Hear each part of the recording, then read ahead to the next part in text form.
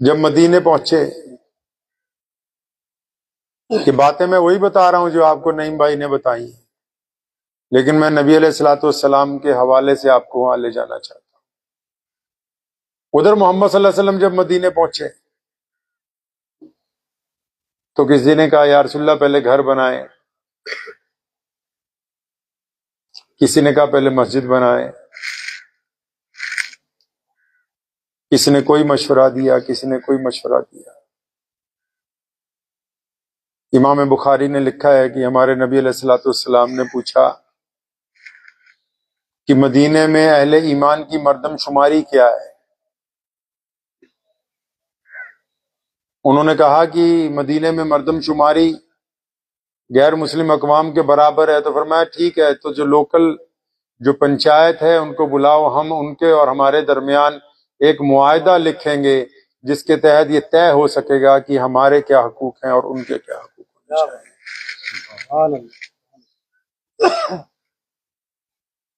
چنانچہ وہ معاہدہ نامہ لکھا گیا۔ اس کے بعد مسجد نبوی کی جب تعمیر کی ہے نبی علیہ الصلوۃ والسلام، مسجد نبوی کی تعمیر میں ابھی بنیادیں اٹھ رہی ہیں تو محمد صلی اللہ علیہ وسلم نے ایک چبوترا بنوانا شروع کر دیا۔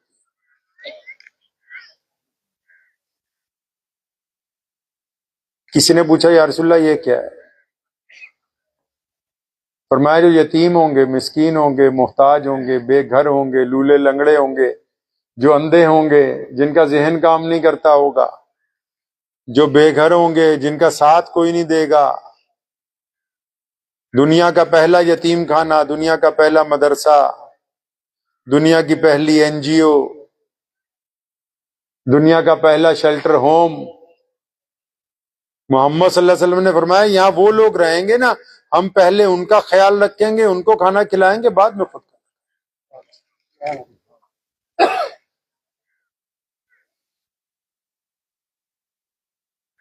نبی علیہ الصلوۃ والسلام نے، آج تو ہم اپنے نظام کو روتے ہیں، پیارے محمد صلی اللہ علیہ وسلم نے زندگی گزارنے کا ایک خوبصورت طریقہ دنیا بھر کے انسانوں کو دیا ہے، خوبصورت طریقہ۔ اسلام نے دو لفظی نظام کہ خدا اور رسول کو ماننے والے لوگ برابری کی بات کریں، مساوات کی بات کریں، اونچ نیچ کی بات نہیں کریں گے، دوسرے سے نفرت کی بات نہیں کریں گے، گورے اور کالے میں فرق محسوس نہیں کریں گے۔ اس کام کے لیے اللہ کریم نے مسجدیں عطا کی، نمازیں عطا کی، روزے عطا کیے، لیکن آج ہم ان چیزوں کی خوبصورتی کو بھول گئے۔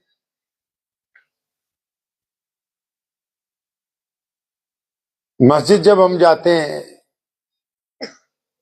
وہ اس لیے تو نہیں بنائی کہ یہاں نماز پڑھنی ہے، نہیں، وہ اس لیے بنائی تھی کہ جماعت سے نماز پڑھیں۔ جماعت اس لیے تو نہیں بنائی کہ آپ لوگ آئیں اور نماز پڑھ کے چلے جائیں، نہیں، فرمایا کندھے سے کندھا جوڑ کے، کندھے سے کندھا اس لیے تو نہیں جڑوایا تھا کہ بیچ میں سے ہوا نہ گزرے، بلکہ اس لیے جڑوایا تاکہ تمہارے دل آپس میں مل جائیں، ایک دوسرے کے دکھ درد کو، تکلیف کو آپ سمجھنے والے۔ مسجد کی خاصیت یہ ہے، ابھی ہم لوگ آئے، نماز شروع ہو گئی، زور کی جماعت ہو رہی تھی، آپ نے ہمیں بطور مہمان بلایا، لیکن جب نماز شروع ہو گئی زور کی، ہمیں کہاں جگہ ملی؟ 8ویں صف میں جا کے دروازے کے پیچھے۔ یہ خوبصورتی ہے مسجد کی، تو غریب ہو، مسکین ہو، محتاج ہو، پلے دار ہو، کاریگر ہو، جو پہلے آئے گا وہ آگے کھڑا ہو۔ خدا کے گھر میں کوئی چوتھری نہیں ہے، خدا کے گھر میں کوئی بڑا نہیں ہے، خدا کے گھر میں کوئی رئیس نہیں ہے، کوئی حسین نہیں ہے، کوئی اپنے عہدے کی وجہ سے، اپنے رتبے کی وجہ سے کسی کی گردن پھلانک کے آگے نہیں جا سکتا ہے۔ وہ سبق دیتی ہے مسجد بار بار آپ کو کہ دیکھو الگ الگ رنگ نسل سے تعلق رکھنے کے باوجود جب خدا کے حضور کھڑے ہونا ہے تو آپ جس طرح مرضی کھڑے ہو جائیے، آپ دوسرے سے اپنے سے کمتر نہ سمجھیں اس کو۔ محمد صلی اللہ علیہ وسلم کا جو پیغام پوری دنیا میں گیا ہے، آج اسلام پوری دنیا کا سب سے بڑا دین ہے، وہ اس لیے نہیں کہ ہمارے پاس طاقت زیادہ ہے، تعداد زیادہ ہے، نہیں، وہ اس لیے کیونکہ محمد صلی اللہ علیہ وسلم نے انسانوں کی دکھتی ہوئی رگ کو پکڑا۔ وہ دکھتی ہوئی رگ کیا تھی؟ لوگ کہتے ہیں، سرکاریں کہتے ہیں کہ آپ کو روٹی دے سکتے ہیں، کپڑا دے سکتے ہیں، مکان دے سکتے ہیں، لیکن محمد صلی اللہ علیہ وسلم نے حکم فرمایا اگر آپ کو کسی کو کچھ دینا ہے تو اس کو عزت نفس کا خیال رکھو، اس کو عزت بانٹو۔ اگر آپ کسی کو عزت نہیں دے سکتے تو پھر آپ اس کو کچھ بھی نہیں دے سکتے۔ یہ کس بات کی اتنی دیر گفتگو کر رہے تھے نعیم بھائی؟ کھوئی ہوئی عزت کی واپسی کی تو بات کر رہے ہیں۔ کھا پی تو رہے ہیں ہم، گھر تو آرام دیں، گاڑیاں تو اچھی ہیں۔ دنیا کی تمام اقوام، اسلام یہ کہتا ہے خود بھی عزت سے رہو، دوسروں کا بھی عزت سے خیال رکھو۔ اسلام نے اسی لیے عبادات کو بنایا، عبادات اس لیے نہیں بنائی کہ خدا راضی ہو جائے گا، نہیں، بلکہ عبادتیں اس لیے بنائیں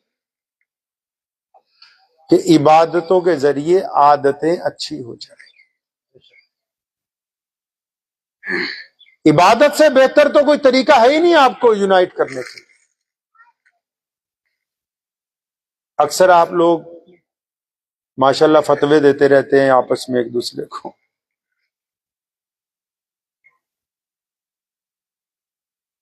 ایک بندہ نماز پڑھتا ہے، سنو نماز کیا کہتی ہے۔ آپ نماز پڑھتے ہیں، روزہ رکھتے ہیں، یا کوئی بندہ 5 وقت نماز پڑھ رہا ہے، نماز بھی پڑھتا ہے، مسجد سے باہر نکل کے کسی کی بیٹی کی طرف گندی نگاہ بھی ڈالتا ہے،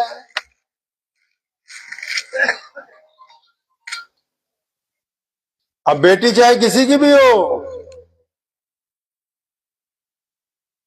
محمد صلی اللہ علیہ وسلم مسجد نبوی میں بیٹھے تھے، حاتم طائی کی بیٹی آئی، اس کے سر پہ دوپٹہ نہیں تھا، پیارے محمد علیہ السلام نے اپنی رحمت والی چادر اتار کے بھیجی، ان کے سر کے اوپر رکھی، اس شہزادی کی، اس کی آنکھوں میں آنسو آ گئے، فرمایا یا رسول اللہ میں تو سمجھی تھی کہ آپ ریاست کے بادشاہ ہیں، آپ تو دلوں کے شہنشاہ بن کے تشریف لائے جو دوسروں کی بیٹیوں کو عزت بانٹنے کی بات کر رہے ہیں۔ ایک صحابی نے کہا تھا کان میں، یا رسول اللہ یہ دشمن کی بیٹی ہے، آپ اپنی چادر رہنے دیں، میں اپنی چادر دوں گی۔ محمد صلی اللہ علیہ وسلم نے ڈانٹا، فرمایا آج تو یہ بات کہہ دی، آئندہ مت کہنا، بیٹی صرف بیٹی ہوتی ہے، خواہ اپنی ہو یا پھر کسی اور کی ہو۔ نماز پڑھ کے کسی کی بیٹی کی طرف گندی نگاہ ڈالنا، نماز پڑھ کے ٹھگی مارنا، نماز پڑھ کے چوری کرنا، سارا قصور دوسروں کا ہی تھوڑی ہے، ہم نے بھی تو کچھ نہ کچھ کر رکھا ہے۔ اپنی شکل کو اچھی طرح موبائل کے کیمرے میں دیکھیے، اور پھر اگر آپ کا کیمرہ یہ کہتا ہے کہ اس فوٹو کو دیکھ کے کوئی ہندو بھائی، کوئی سکھ بھائی، کوئی دلت بھائی یہ کہے گا کہ یہ یار عبد الرحمن ایماندار ہے، یار یہ میرے ساتھ کبھی بے ایمانی نہیں کی ہے، یار یہ کبھی شراب نہیں پیتا، یار یہ اس کے پاس جتنا مرضی پیسہ رکھ دو پورا واپس لوٹاتا ہے، اگر تو آپ کی فوٹو دیکھ کے آپ کا دل یہ گواہی دیتا ہے کہ یہ فوٹو اچھی ہے تو آپ اچھے مسلمان ہیں۔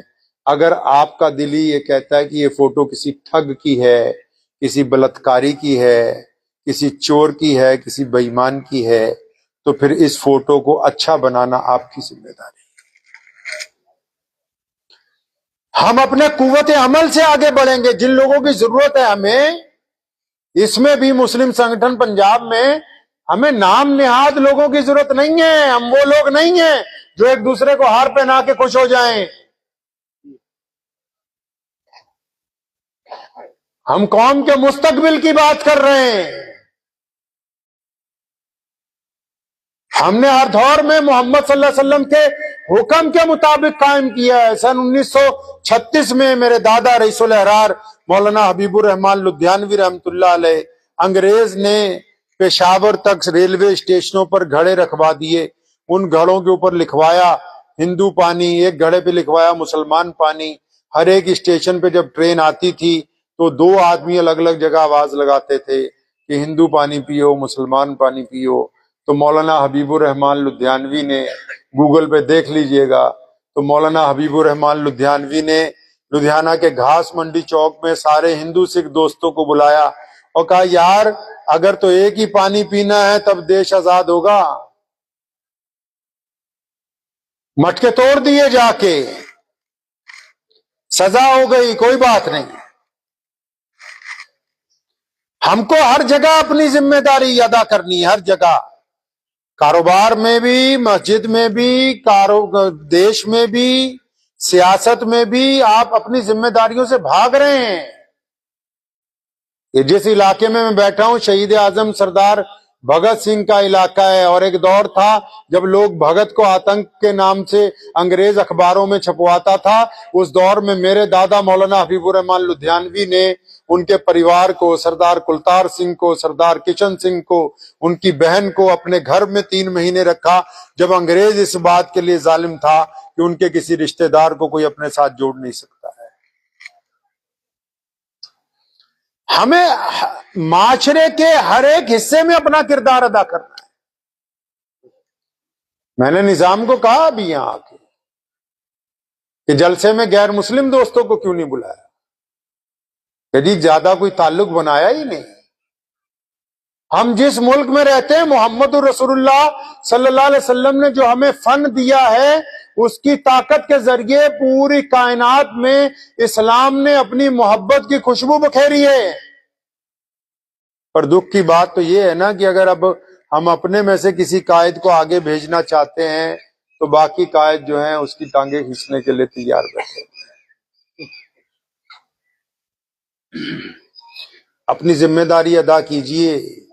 یہ جو واقعات میں نے نبی علیہ الصلوۃ والسلام کے آپ کو سنائے ہیں، ان کا مطلب یہ ہے کہ اگر آپ اپنی پرائیویٹ زندگی کو اچھا نہیں کریں گے تو آپ کسی کے لیے کچھ نہیں کر سکتے. سب سے پہلے اپنی نیت کو اچھا کریں. اگر تو نیت درست ہے تو خدا کی مدد ہے، اگر نیت درست نہیں تو خدا کی مدد ہے. اپنی نیت کو درست کیجئے، اچھا کیجئے اس کو. یہ سنت ہے محمد صلی اللہ علیہ وسلم کی کہ جب بھی آپ سوچیں گے تو پازیٹو سوچیں گے. کیسے سوچیں گے جی؟ کیسے سوچیں گے؟ پازیٹو.